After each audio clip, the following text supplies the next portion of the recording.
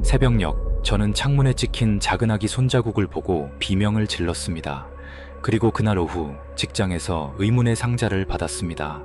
상자를 열자 그 안에 있던 인형의 모습이 어젯밤 창문에서 저를 내려다보던 바로 그 아기의 모습과 똑같았습니다. 오늘 해드릴 이야기는 제 인생의 그 어떤 공포 영화보다도 더 끔찍하고 선명하게 기억 속에 각인된 저희 어머니의 이야기입니다. 저희 어머니 박소연 씨는 20대 초반의 푸릇푸릇한 나이에 간호대학을 우수한 성적으로 졸업했습니다. 당시에는 지금보다 취업난이 덜했다지만 그래도 졸업과 동시에 경기도에 손꼽히는 대학병원에 발령받은 것은 대단한 행운이었죠. 어머니는 부푼 꿈을 안고 매일같이 병원으로 향했습니다. 하지만 현실은 녹록지 않았습니다. 어머니가 처음 배정받은 곳은 가장 긴박하고 가장 많은 생명이 오가는 곳 중 하나인 산부인과였습니다. 사실 어머니는 내심 다른 과를 희망했다고 합니다. 하지만 막상 일을 시작하니 갓 졸업한 신입에게 따뜻한 손길을 내밀어주는 동료들과 때로는 엄격하지만 결정적인 순간에는 든든한 방패가 되어주는 선배들 덕분에 하루가 다르게 일에 익숙해져 갔습니다. 특히 1살 위였던 김민지 간호사는 어머니에게 친언니와도 같은 존재였습니다. 고된 3교대 근무에 지쳐갈 때면 민지 씨는 자판기 커피를 뽑아들고 와 소연아 조금만 더 힘내자 이따 끝나고 매운 떡볶이 먹으러 갈까? 라며 어머니의 어깨를 두드려주곤 했습니다. 그런 소소한 위로가 있었기에 어머니는 지옥 같은 3교대 근무의 톱니바퀴 속에서도 버텨낼 수 있었다고 합니다. 대학병원 산부인과는 그야말로 전쟁터였습니다. 한밤중에 울리는 응급 호출벨, 복도를 뒤흔드는 다급한 발소리, 그리고 언제 터질지 모르는 위급 상황들, 특히 심야 근무는 그 긴장감이 극에 달했습니다. 병원 전체가 깊은 잠에 빠진 듯 고요하다가도 산부인과 병동만큼은 꺼지지 않는 등대처럼 늘 환한 불을 밝히고 있었죠. 어머니는 언제 무슨 일이 터질지 몰라 항상 긴장의 끈을 바짝 조인 채 근무에 임해야 했습니다. 사건이 터진 그날은 유난히도 스산한 늦가을 밤이었습니다. 그날따라 병원 복도는 기이할 정도로 고요했고 창밖에서는 금방이라도 비를 뿌릴 듯한 바람이 윙윙거리며 울부짖고 있었죠. 어머니는 그날 민지 씨와 함께 야간 근무를 서고 있었습니다. 자정을 넘긴 시각 두 사람이 잠시 숨을 돌리며 교대 기록을 정리하고 있을 때였습니다. 에아오, 오늘따라 왜 이렇게 조용하지? 꼭 폭풍전야 같네. 민지 씨가 찌뿌둥한 몸을 풀며 혼잣말처럼 중얼거렸습니다. 그 말이 시가 되기라도 한 걸까요? 바로 그 순간 병원 응급실 입구의 자동문이 요란한 소리를 내며 열렸고 산더미 같은 덩치의 한 남자가 하얗게 질린 얼굴에 산모를 업고 비틀거리며 들어왔습니다. 살려주세요. 제발 제 아내 좀 살려주세요. 남자의 목소리는 절박함을 넘어 거의 비명에 가까웠습니다. 그의 옷은 흙과 가축의 분뇨 냄새로 얼룩져 있었고 거친 손마디는 그가 평생을 땅과 씨름하며 살아온 농부임을 짐작게 했습니다. 어머니와 민지 씨는 눈빛을 교환하자마자 자리에서 튀어나갔습니다. 산모의 상태는 한눈에 봐도 심각했습니다. 양수가 터진 지 이미 한참은 지난 듯했고 산모는 고통에 몸부림치면서도 초점 없는 눈으로 허공의 한 점을 응시하고 있었습니다. 정신 차려요 산모님, 제 말 들리세요? 어머니가 황급히 이동 침대를 가져와 산모를 눕히며 소리쳤지만 산모는 알아들을 수 없는 말을 중얼거릴 뿐이었습니다. 마치 극심한 고통 속에서 환각이라도 보는 사람처럼 말이죠. 하늘에 검은 것이. 그녀의 속삭임은 병원의 소음에 묻혀 희미하게 사라졌습니다. 어머니는 순간 등골을 타고 흐르는 섬뜩한 한기를 느꼈습니다. 병원 난방은 빵빵하게 돌아가고 있었지만 그 산모와 남편이 몰고 온 공기는 유독 차갑고 축축했습니다. 곧이어 당직 의사였던 최 박사와 다른 보조 간호사 2명이 달려왔습니다. 상황은 그야말로 일촉즉발. 최 박사는 산모의 상태를 빠르게 살피더니 인상을 찌푸리며 외쳤습니다. 이런, 지체할 시간이 없어. 당장 수술실 준비해. 박 간호사, 김 간호사 둘 다 어시스트로 들어와. 최 박사의 지시에 따라 어머니와 민지 씨를 포함한 총 5명의 의료진이 산모를 태운 침대를 밀며 수술실로 향했습니다. 침대가 복도를 지나는 동안 산모를 업고 왔던 남자는 마치 망부석처럼 그 자리에 우두커니 서서 핏발선 눈으로 수술실 문이 닫히는 순간까지 그들을 쫓고 있었습니다. 그의 눈빛에는 간절한 기도와 함께 설명하기 힘든 깊은 원망과 집요함이 뒤섞여 있었습니다. 어머니는 애써 그 시선을 외면했지만 마치 등 뒤에 낙인이라도 찍힌 것처럼 그의 눈빛이 따갑게 느껴졌다고 합니다. 수술실의 차가운 금속 문이 철컥 소리를 내며 닫혔습니다. 문 하나를 사이에 두고 한쪽은 생명을 살리려는 처절한 사투가, 다른 한쪽은 피가 마르는 기다림이 시작되었습니다. 하지만 그 순간 수술실 안에 그 누구도 알지 못했습니다. 그 문이 단순한 공간의 경계가 아니라 평범했던 일상과 돌이킬 수 없는 악몽을 가르는 경계선이 될 줄은 말입니다. 창밖에서는 마침내 기다렸다는 듯 차가운 가을비가 세차게 내리기 시작했습니다. 수술실의 공기는 언제나처럼 팽팽한 긴장감으로 가득했습니다. 무균 처리된 공간 특유의 소독약 냄새와 차가운 금속성 공기가 코를 찔렀고 천장의 무영등은 수술대 위를 눈이 부실 정도로 환하게 비추고 있었습니다. 하지만 그날따라 그 밝음이 오히려 비현실적으로 느껴졌다고 어머니는 회상했습니다. 마치 연극 무대 위에 선 배우처럼 모든 것이 정해진 비극을 향해 달려가는 듯한 기묘한 위화감이 수술실 전체를 감돌고 있었죠. 수술을 집도하는 최 박사는 이 병원에서도 손꼽히는 베테랑이었습니다. 그는 언제나 자신감 넘치는 태도로 수술에 임했고 그의 손끝에서 수많은 위급한 산모와 아기들이 생명을 구했습니다. 하지만 그날 그의 얼굴에서는 평소의 여유를 찾아볼 수 없었습니다. 그의 미간에는 깊은 주름이 잡혀 있었고 날카로운 눈은 불안하게 흔들리고 있었습니다. 바이탈 체크. 산모 혈압 계속 떨어진다. 수혈 준비하고 박 간호사는 태아 심박수 계속 보고해. 최 박사의 고함에 어머니는 정신을 바짝 차리고 태아 심박수 모니터에 시선을 고정했습니다. 뚝뚝뚝. 규칙적으로 들려오던 생명의 신호. 하지만 그 소리는 점점 희미해지고 불규칙해지기 시작했습니다. 마치 힘겹게 연주를 이어가던 오케스트라가 마지막 음을 향해 위태롭게 달려가는 것처럼요. 그때였습니다. 수술실의 모든 조명이 일제히 깜빡거리더니 치직하는 소음과 함께 모니터 화면들이 순간적으로 꺼졌다 켜졌습니다. 뭐야? 비상전력 확인해. 최 박사가 신경질적으로 소리쳤지만 전력 시스템에는 아무런 문제가 없었습니다. 그저 찰나의 정점 같은 현상이었습니다. 하지만 그 짧은 순간 어머니는 보고야 말았습니다. 모니터가 꺼지기 직전 태아의 심박 그래프가 마치 발작을 일으키는 것처럼 기괴한 형태로 요동치다 수직으로 곤두박질 치는 것을요. 그리고 다시 불이 켜졌을 때 모니터에서는 그 어떤 소리도 들려오지 않았습니다. 그저 차가운 직선만이 화면을 가로지르고 있었죠. 심정지입니다. 민지 씨의 절규에 가까운 외침이 수술실의 정적을 갈랐습니다. 최 박사의 얼굴은 하얗게 질렸습니다. 제왕절개로 전환한다. 어떻게든 아기부터 꺼내. 의료진은 필사적으로 움직였습니다. 하지만 무언가 잘못되어도 한참 잘못되어 있었습니다. 태아는 이미 탯줄에 목이 감겨 질식한 상태였고 그 충격 때문인지 산모의 출혈은 멈출 기미를 보이지 않았습니다. 수술대 위는 순식간에 붉은 피로 흥건해졌고 비릿한 피 냄새가 소독약 냄새를 집어삼키며 수술실을 가득 메웠습니다.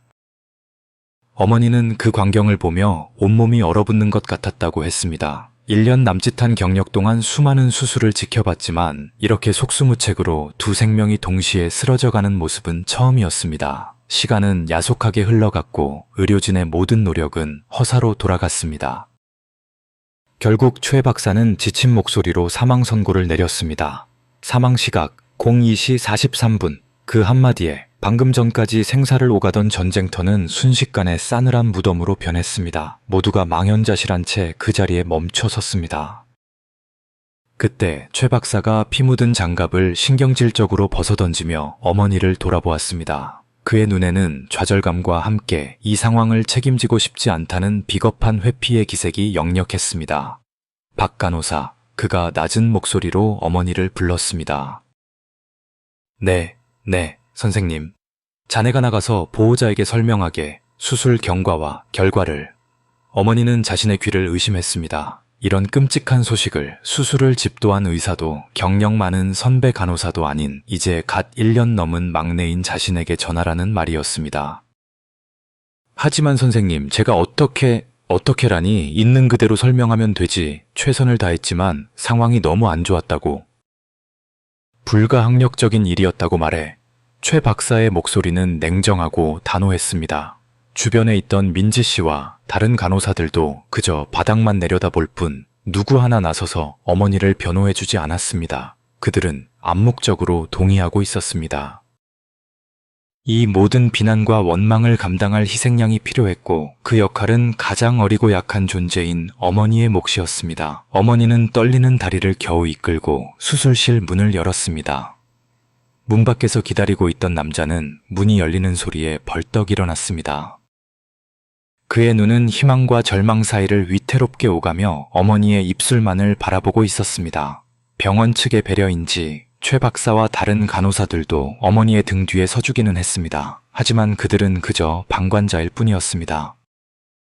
어머니가 이 끔찍한 연극의 주연 배우가 되어 모든 대사를 읊을 때 그들은 마치 네가 저지른 일이니 네가 책임져라 고 말하는 듯한 차가운 눈빛으로 어머니를 지켜보고 있었죠. 저 산모님 남편분 되시죠? 어머니의 목소리는 형편없이 떨려 나왔습니다. 네.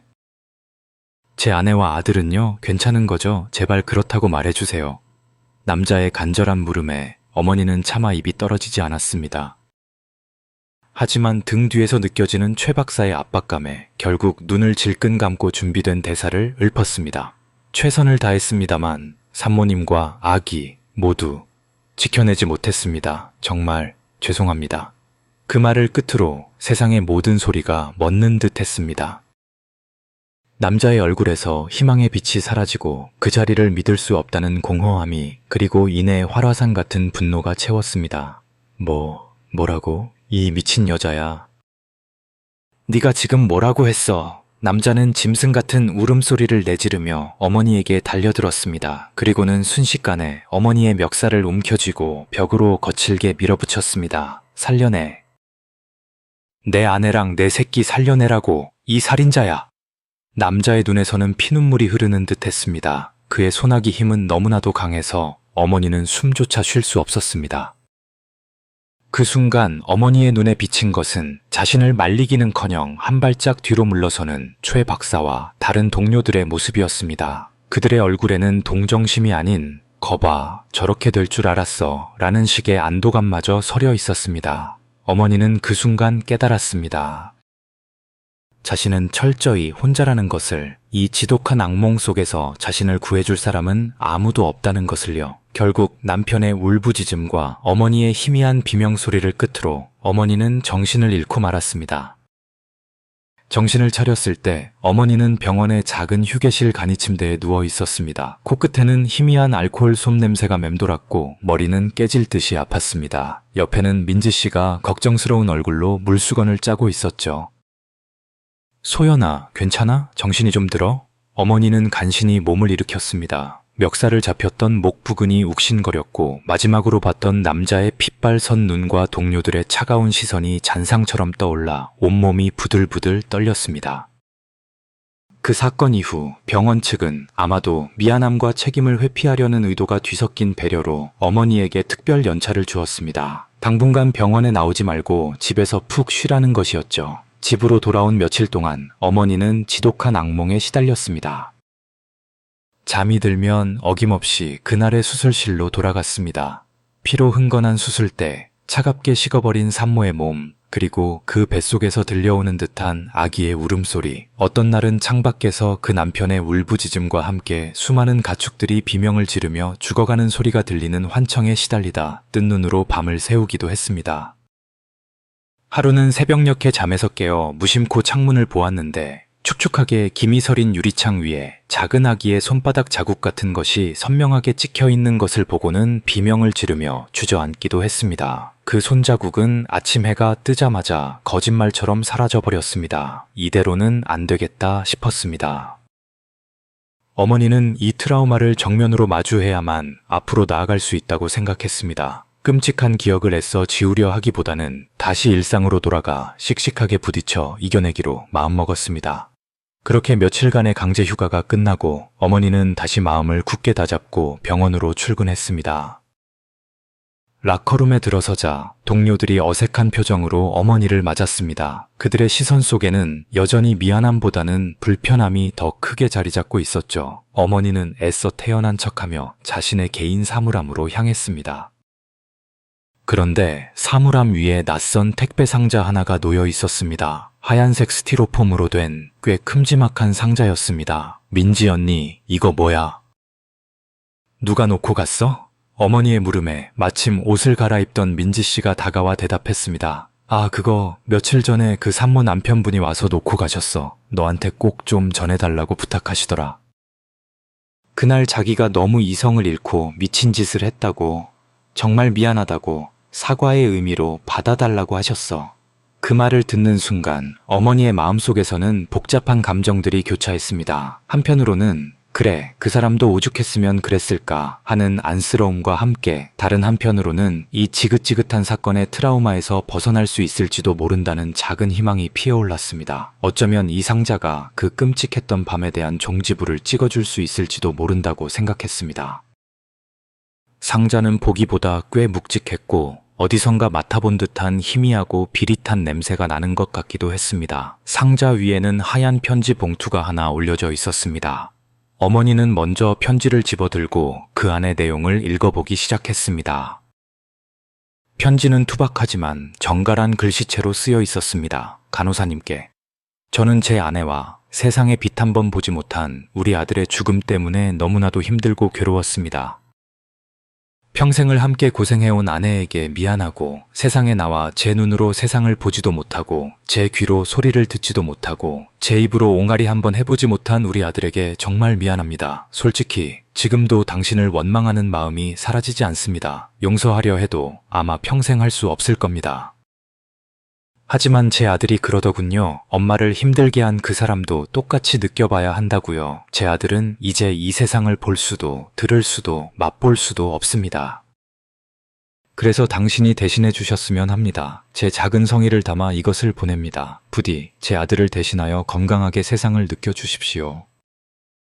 편지의 내용은 어딘가 섬뜩하고 기묘했습니다. 특히 제 아들이 그러더군요 라는 부분과 대신 느껴달라 하는 말은 아무리 곱씹어봐도 이해하기 어려웠습니다. 하지만 어머니는 그저 슬픔에 잠긴 남편의 비탄이 담긴 표현일 것이라고 애써 생각하며 무거운 스티로폼 상자의 테이프를 뜯었습니다.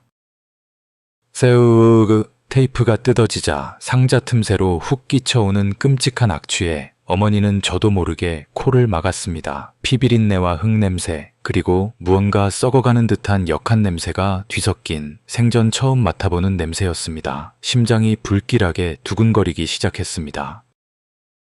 어머니는 떨리는 손으로 스티로폼 뚜껑을 들어 올렸습니다. 그리고 그 안을 들여다본 순간 어머니의 세상은 암전되었습니다. 비명조차 지를 수 없었습니다.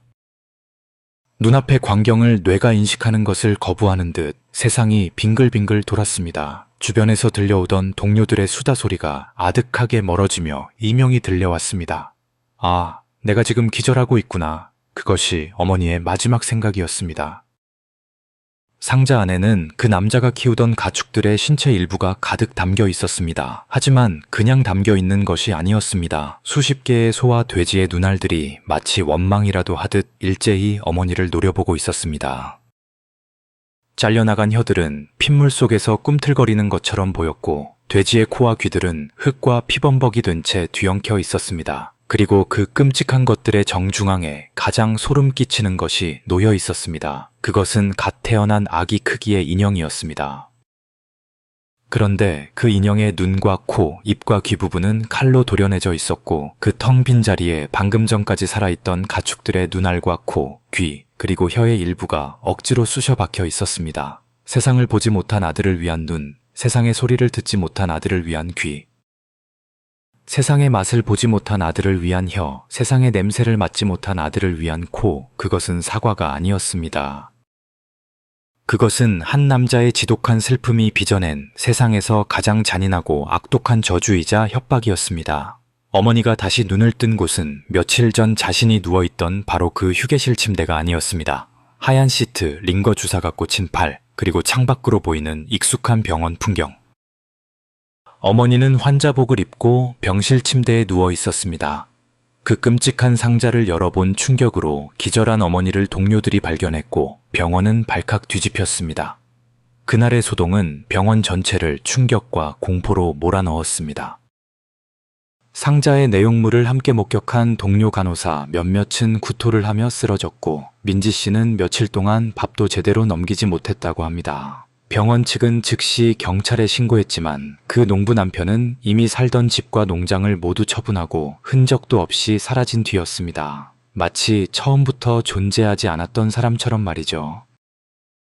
그 사건 이후 어머니는 더 이상 병원에서 일할 수 없었습니다. 흰 가운만 봐도 숨이 막혀왔고 소독약 냄새만 맡아도 그날의 끔찍한 피비린내가 떠올라 구역질이 났습니다. 길을 가다 산부인과 간판이라도 보이면 심장이 미친 듯이 뛰어 그 자리에 주저앉기 일쑤였습니다. 결국 어머니는 4년이라는 긴 시간 동안 일을 쉬며 정신과 치료를 받아야 했습니다. 4년이라는 시간은 한 사람의 인생을 바꿔놓기에 충분한 시간이었습니다. 어머니는 상담 치료와 약물 치료를 병행하며 서서히 안정을 되찾아갔습니다. 끔찍한 기억은 여전히 마음 한구석에 흉터처럼 남아있었지만 적어도 더 이상 일상생활을 위협하지는 않게 되었습니다. 마침내 어머니는 용기를 내어 다시 일을 시작하기로 결심했습니다. 물론 대학병원이나 산부인과 쪽은 아니었습니다. 집 근처의 작은 내과 의원에서 비교적 차분하고 안정적인 업무를 맡게 되었죠. 새로운 환경에서 좋은 사람들을 만나며 어머니는 드디어 악몽에서 벗어났다고 믿었습니다. 그 끔찍했던 밤은 이제 그저 과거의 아픈 기억일 뿐이라고 스스로를 다독였습니다. 그러던 어느 날 오후였습니다. 평소처럼 환자들을 돌보고 있던 어머니에게 낯익은 얼굴이 찾아왔습니다. 4년이라는 세월에 수척해지고 어딘가 모르게 불안에 떠는 얼굴이었지만 어머니는 한눈에 알아볼 수 있었습니다. 민지, 언니? 자신의 친언니처럼 따랐던 그리고 그 끔찍한 상자를 자신에게 건네주었던 동료 김민지 씨였습니다. 그녀는 환자복도 아닌 땀에 젖은 평상복 차림으로 이리저리 주위를 살피며 다급하게 어머니의 손을 붙잡았습니다. 그녀의 손은 얼음장처럼 차갑고 사시나무처럼 떨리고 있었습니다. 소연아, 박소연, 맞구나. 제발 나 좀 도와줘. 민지 씨는 금방이라도 울음을 터뜨릴 듯한 얼굴로 애원했습니다. 언니, 이게 어떻게 된 일이야? 왜 이렇게, 무슨 일 있었어? 어머니의 물음에 민지 씨는 고개를 숙여 흐느끼기 시작했습니다. 한참을 어깨를 들썩이던 그녀는 마침내 떨리는 목소리로 충격적인 사실을 털어놓았습니다. 그 사람이 돌아왔어. 그 사람이라니. 누구, 설마, 그래, 그 농부, 그 사람이 나를 찾아왔어. 민지 씨의 말에 따르면 어머니가 병원을 그만둔 뒤 그날 수술에 참여했던 사람들은 모두 뿔뿔이 흩어졌다고 합니다. 수술을 집도했던 최 박사는 지방병원으로 좌천되었고 다른 보조간호사 한 명도 얼마 못 가 사직했습니다. 오직 민지 씨만이 그 병원에 남아 계속 일을 하고 있었죠. 그녀 역시 그날의 트라우마에 시달렸지만 먹고 살기 위해 어쩔 수 없었다고 했습니다. 모두가 그 사건을 잊어갈 때쯤 바로 몇 주 전 민지 씨의 사물함에도 똑같은 상자가 배달되었다는 것이었습니다. 이번에 상자 위에 놓여있던 편지의 내용은 더욱 소름 끼치는 것이었습니다. 아직 제 아들은 세상을 다 보지 못했습니다. 저번 사람은 너무 약해서 금방 망가져 버렸습니다. 이번에는 당신 차례입니다. 제 아들이 이 세상을 마저 느낄 수 있도록 당신이 도와주셔야겠습니다. 민지 씨는 공포에 질려 말했습니다. 소연아, 그 사람은 너 하나만 노린 게 아니었어. 그날 수술실에 있었던 우리 모두를 순서대로 사냥하고 있었던 거야. 너는 그냥 첫 번째였을 뿐이라고. 그 말을 듣는 순간 어머니는 온몸의 피가 차갑게 식는 것을 느꼈습니다. 지난 4년간 자신이 벗어났다고 믿었던 그 악몽은 끝난 것이 아니었습니다. 그저 잠시 멈춰 있었을 뿐 그 저주는 여전히 살아 숨쉬며 다음 희생자를 찾아 움직이고 있었던 것입니다. 어머니는 아직도 그 트라우마 속에서 살고 있습니다. 길에서 우연히 마주치는 낯선 남자의 눈빛에서도 그 농부의 원망을 느끼고 밤이 되면 어김없이 창밖에서 들려오는 듯한 가축들의 비명소리에 잠을 설치곤 합니다. 그리고 어머니는 가끔 제게 이렇게 묻곤 합니다. 야 애야, 그 저주의 다음 차례는 누구일까? 과연 이 악몽은 언제쯤 끝이 나는 걸까? 저는 그 질문에 아무런 대답도 해드릴 수가 없습니다. 어쩌면 이 이야기는 아직 끝나지 않은 것일지도 모르니까요. 지금 이 순간에도 어딘가에서 또 다른 스티로폼 상자가 다음 희생자를 기다리고 있을지 누가 알겠어요?